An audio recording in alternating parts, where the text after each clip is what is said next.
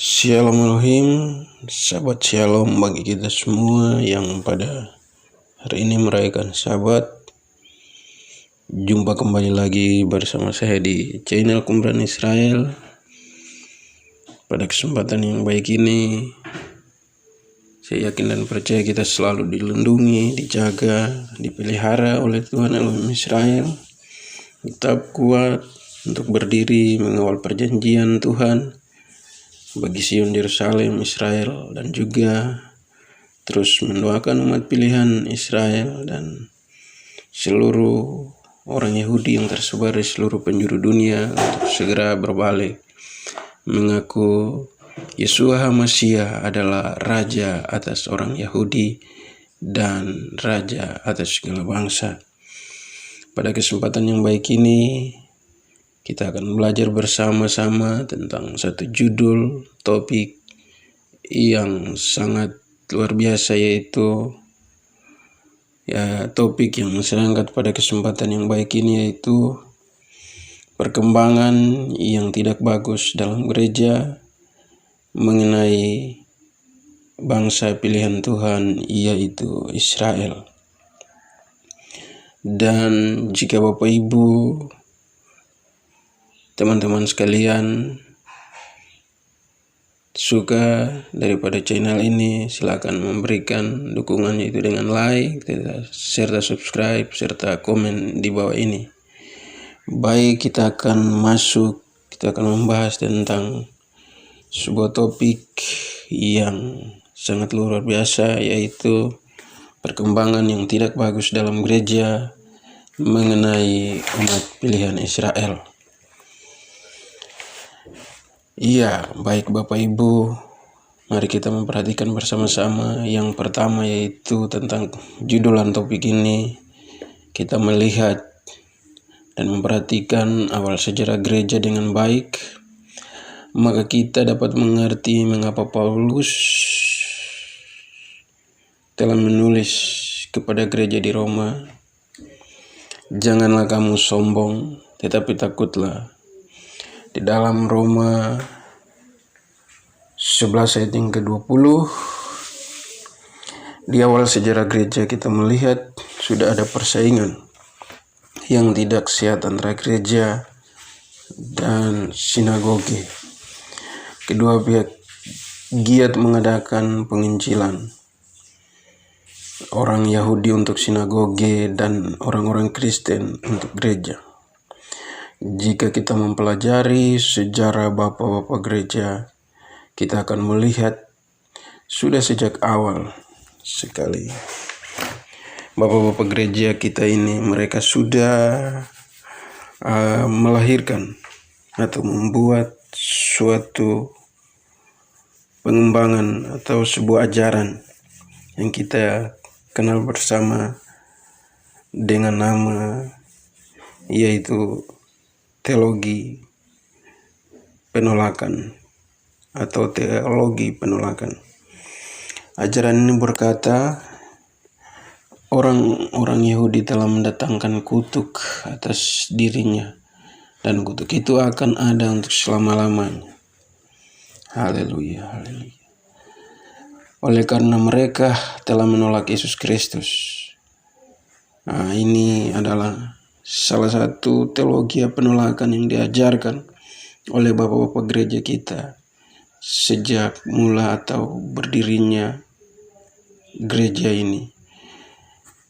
Mereka mengatakan kepada bangsa atau orang Yahudi, yaitu mereka telah menolak Sang Mesias itu atau Juru Selamat, yaitu Yesus Kristus.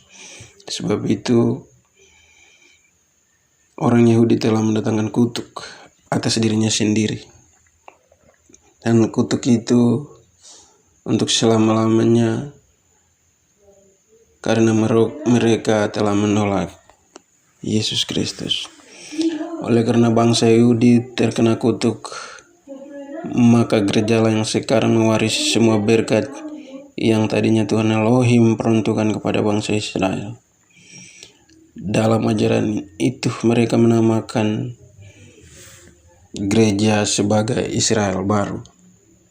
Berdasarkan teologi penolakan tadi, maka bapak-bapak gereja kita, mereka mengajarkan bahwa gereja sebagai Israel baru, dan itu menjadi sebuah kebiasaan, menjadi sebuah tolak ukur, dan itu masih terjadi hingga pada saat ini. Bapak Ibu sekalian dimanapun berada,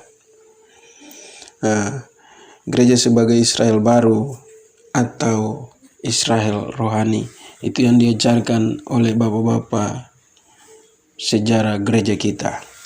Mereka mengajarkan bahwa gereja sudah mewarisi semua janji Tuhan Elohim Israel kepada Israel. Mereka mengajarkan bahwa gereja sudah mewarisi semua janji Tuhan Elohim Israel kepada umat pilihan Israel. Karena Israel dan bangsa Yahudi sudah menolak Yesus Kristus, sehingga Tuhan sudah menolak umatnya Israel. Bapak Ibu pemirsa channel Kumpulan Israel yang diberkati oleh Tuhan, ini merupakan sebuah sejarah gereja yang seharusnya kita harus memperhatikan bersama, dan kita juga harus terus berdoa sehingga Tuhan Yesus Yeshua HaMashiach dapat membuka hati dan pikiran kita melalui Roh Kudus, sehingga kita terus mengerti akan rahasia ini. Bapak Ibu yang diberkati Tuhan, kita harus mengerti baik apa yang dibalik teologi penolakan ini yang sangat menyesatkan itu. Pertama, nampaknya iblis berkata kepada surga dan di bumi ini, saya sendiri berkuasa dan tidak ada yang lain. Iblis selalu memusuhi Tuhan dan bekerja melawan Tuhan. Iblis tidak mau tergantung kepada Tuhan. Nampaknya itu yang sejak awal sudah terjadi. Dan juga dengan gereja. Gereja sudah merasa sangat puas dengan dirinya sendiri, sehingga gereja berkata, Tuhan Elohim sudah menolak Israel sebagai penggantinya yang pertama, dan ia telah memutuskan hubungannya dengan Israel. Dan sekarang kamilah gereja yang sebagai pengganti tempat Israel. Kami pengganti dari Yesus Kristus, pengantin dari Tuhan Elohim. Tetapi pernyataan ini sangat menyesatkan dan bertentangan dengan kebenaran firman Tuhan. Sebab Tuhan Yesus datang ke bumi untuk menyelamatkan Israel dan semua orang yang percaya dalam namanya dari antara segala bangsa di permukaan bumi ini. Dan bagaimana ajaran palsu itu telah dikembangkan di abad-abad berikutnya. Di abad kelima, waktu teologi gereja sudah semakin berkembang, berkatalah Bapak Gereja Jan Chrysotomos sebagai berikut. Ya, Bapak Ibu sebagai pemirsa channel Kumpulan Israel, ini salah satu Bapak Gereja kita yang namanya Jan Chrysotomos. Beliau berkata, Israel tidak saja menolak Yesus Kristus, tetapi orang-orang Yahudi sudah membunuh Elohim di kayu salib. Mereka membenci Elohim, dan karena itu Elohim membenci orang-orang Yahudi. Doa-doa orang Yahudi tidak ditujukan kepada Tuhan Elohim, tetapi kepada roh-roh jahat. Itulah sebabnya tugas dan kewajiban gereja, yakni membenci dan menganiaya mereka.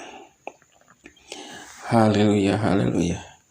Sejak masa pemerintahan Kaisar Konstantinus, agama Kristen menjadi agama negara di seluruh kerajaan Romawi.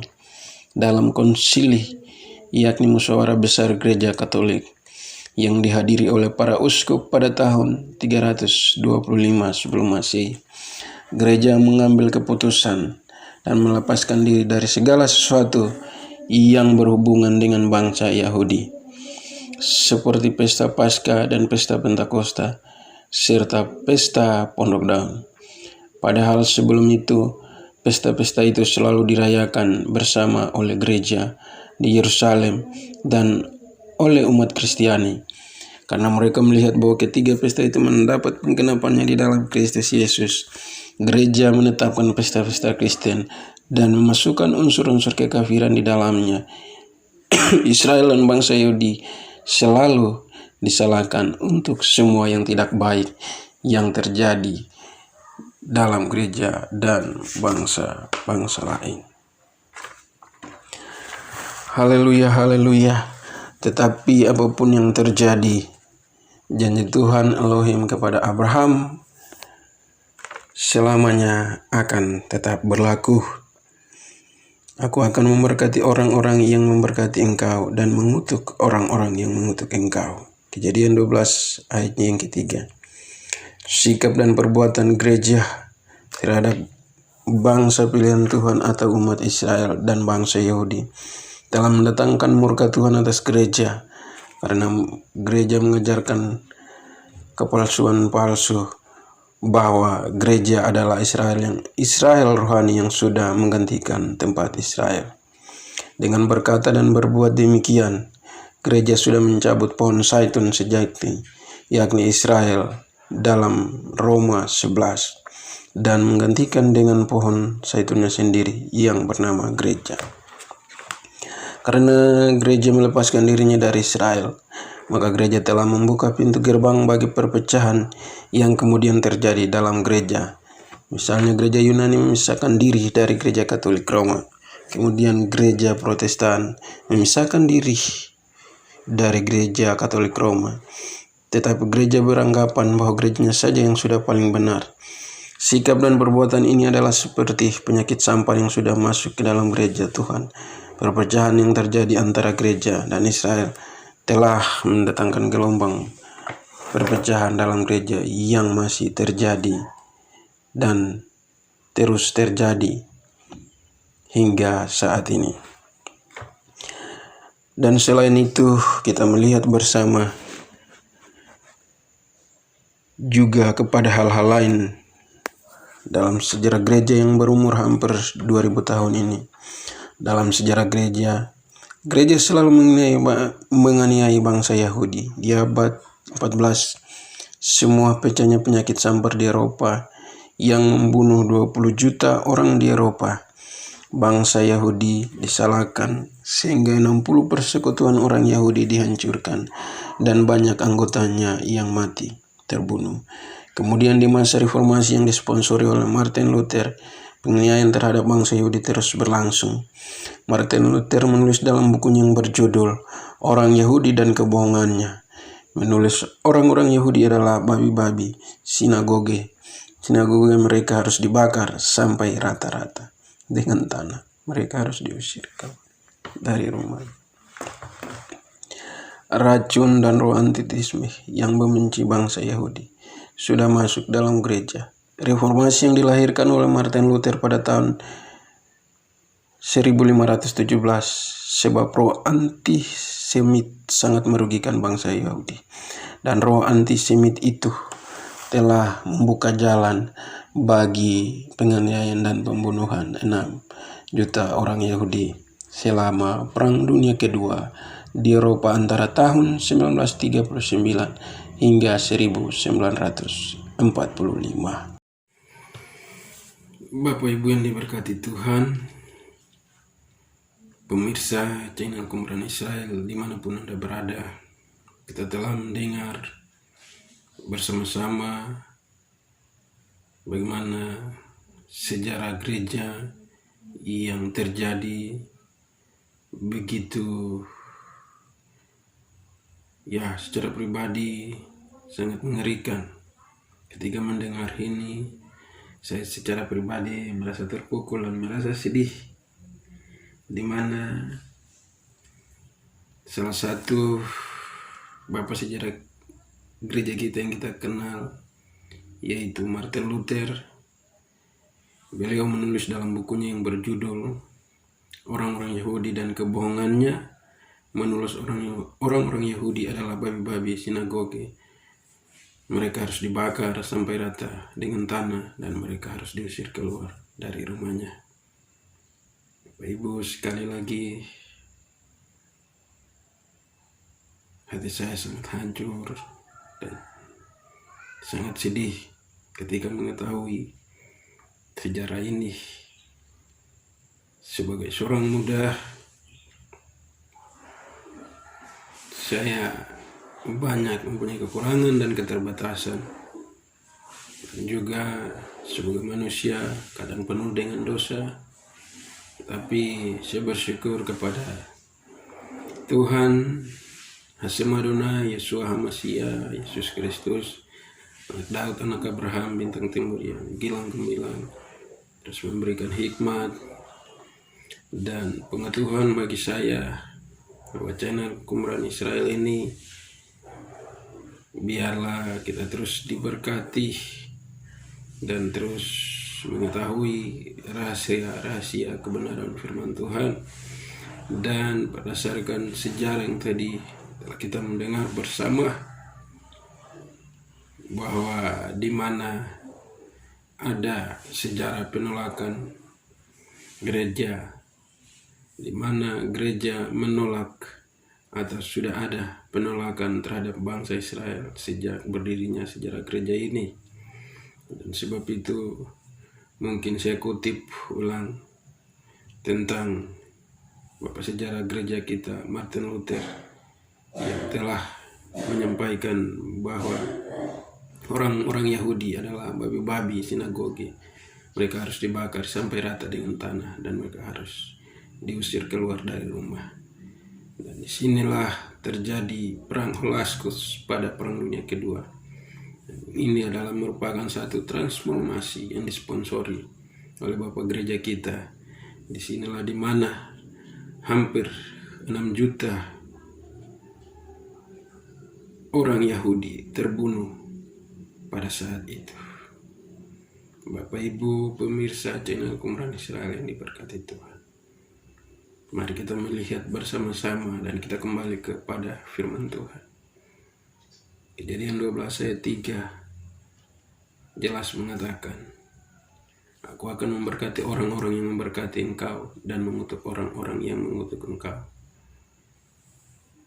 Dan olehmu semua kaum di bumi akan mendapat berkat. Dan di dalam Roma yang ke-11 ayatnya yang kita melihat bersama-sama di dalam Roma 11 ayatnya yang ke-11. Rasul Paulus jelas mengatakan, Maka aku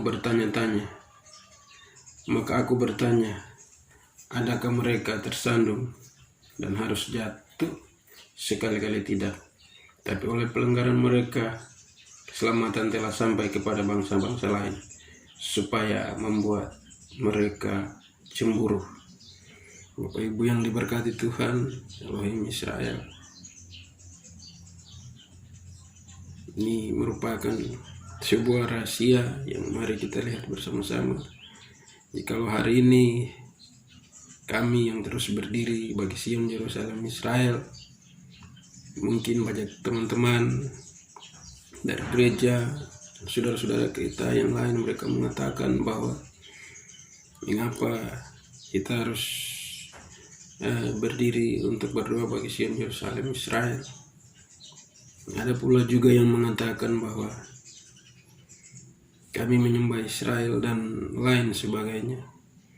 Tapi saya mengajak Bapak Ibu pemirsa channel Qumran Israel, mari kita kembali melihat firman Tuhan. Mari kita berdoa supaya Roh Kudus membuka hati, mata dan pikiran kita, agar kita juga terus mengerti akan rahasia ini. Saya ingin menyampaikan kepada Bapak Ibu sekalian bahwa sumber penyelamatan atau keselamatan hanya datang daripada Yeshua HaMashiach, yaitu Raja Israel dan Raja atas bangsa-bangsa. Dan hari ini kami berdiri berdoa bagi Sion Yerusalem, dan itu merupakan salah satu panggilan rahasia iman yang kami lakukan dan semuanya ada tertulis dalam Alkitab. Dan sebab itu kami berdiri berdoa bagi umat pilihan Israel.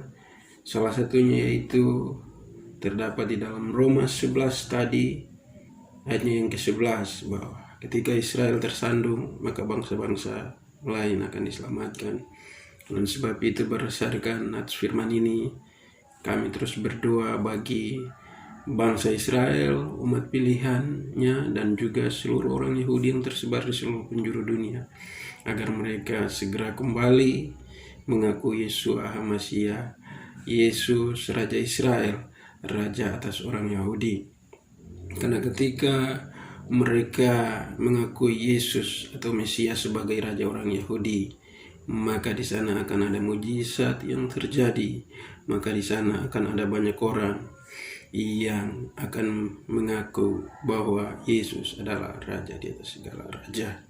Dan pada kesempatan ini, lewat video ini, saya sampaikan kepada Bapak Ibu pencinta atau penggemarku sekalian channel Kumpulan Israel, mari kita sama-sama bergandengan tangan, kita terus mendoakan umat pilihan Israel, sehingga mereka terus diberikan kekuatan iman, sehingga mereka terus berdiri dan terus menjaga kota Sion, Yerusalem, karena Tuhan Yeshua HaMashiach, Raja Israel itu akan kembali dan menginjak kakinya di depan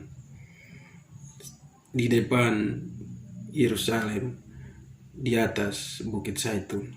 Shalom Elohim, sahabat Shalom, dan salam sejahtera bagi kita semua.